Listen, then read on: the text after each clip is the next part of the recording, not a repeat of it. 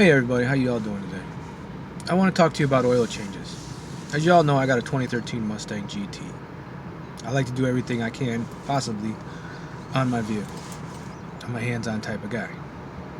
Well, the one thing that I won't do, that I'll let somebody else do, is an oil change. Did my research on it, watched some videos on it. You know, in all reality, it's too much of a hassle when you can go to the dealership, get your oil changed, and they only charge you $45.85. As you can see here, $45.85. Did my research, comes out to be, if you do it yourself, $89.95. 8 quarts of oil and an oil filter, not including, you got to get out your tools, got to get out your floor jack or your car ramps, got to get underneath it, find the right sockets to take your panels off, this and that.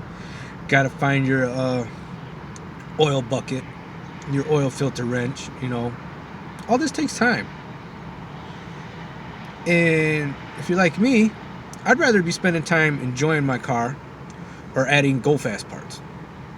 So, that being said, I'm going to the dealership. They check your fluids, they top them off. They check your battery, they check your tires, your brakes, anything that looks suspicious they'll check, you know. Your wipers, your air filter, you know. Plus it's logged in. So if you have a problem with your car and that, they know. Because if you want to trade your car in to get you a 2018 Mustang, 2019 GT 350, you know, they have everything there. But I recommend this to everybody. Take your car to the dealership. You know, before you go to work, after you go to work. Some dealerships offer that you drop your car off and they'll give you a ride home or wherever to your job, and then they'll call you and let you know that it's done and then come pick you up and then take you to your car. Makes sense, don't it? It's trying to make it convenient for you.